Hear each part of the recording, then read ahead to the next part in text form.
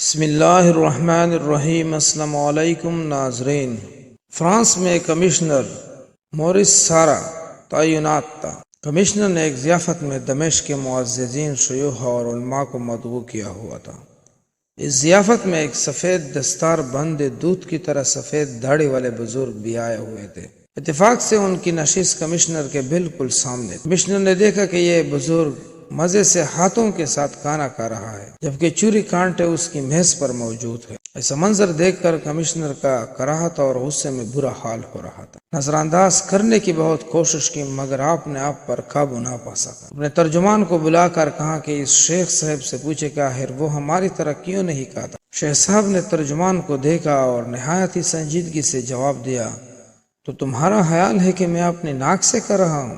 Commissioner صاحب نے کہا، نہیں، ایسی بات نہیں، ہمارا مطلب ہے کہ تم چوری اور کانٹے کے ساتھ کیوں نہیں کھاتے؟ شیخ نے جواب دیا، مجھے اپنے ہاتھوں کی صفائی اور پاکیزگی پر پورا یقین اور بھروسہ ہے۔ تمہیں بھی اپنے چوری اور کانٹوں پر صفائی اور پاکیزگی پر اتنا ہی بھروسہ ہے؟ شیخ صاحب کے جواب سے کمشنر جال بون کر رہ گیا۔ اس نے تہیہ کر لیا کہ اس اہانت کا بدلہ تو ضرور لے گا۔ کمشنر کی میز پر اس کے دائیں طرف اس کی بیوی اور بائیں طرف اس کی بیٹی ساتھ بیٹھی ہوئی تھی۔ کمشنر عربوں کی ثقافت، روایت اور دینداری سے واقف تھا۔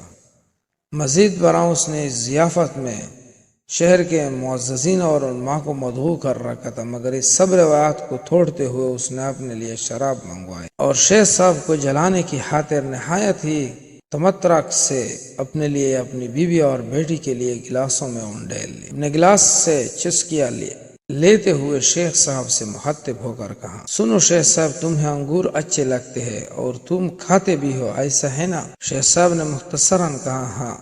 کمشنر نے میز پر رکھے ہوئے انگور کی طرف اشارہ کرتے ہوئے کہا، یہ شراب ان انگوروں سے نکلی ہوئی ہے۔ تم انگور تو کھاتے ہو مگر شراب کے نزدیک بھی نہیں لگنے چاہتے۔ ضیافت میں موجود ہر شخص کمشنر اور شیخ صاحب کے درمیان پیش آنے والی اس ساری صورتحال سے آگاہ ہو چکی تھی۔ سب کے چہروں سے ندیدہ خوف کے سائے نظر آ رہے تھے اور ہر طرف خاموشی تھی، مگر شیخ صاحب کے نہ تو کھانے سے ہاتھ رکے اور نہ ہی چہرے پر آئی مسکراہٹ میں کوئی فرق آیا تھا۔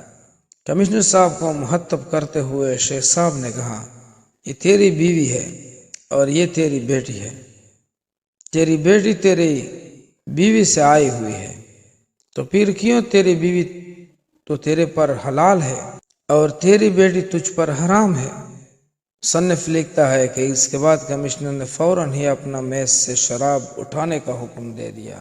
جو اسلام پر قائم رہتے ہیں غیر اس کا کچھ بھی نہیں بگاڑ سکتے۔ شراب کیا چیز ہے؟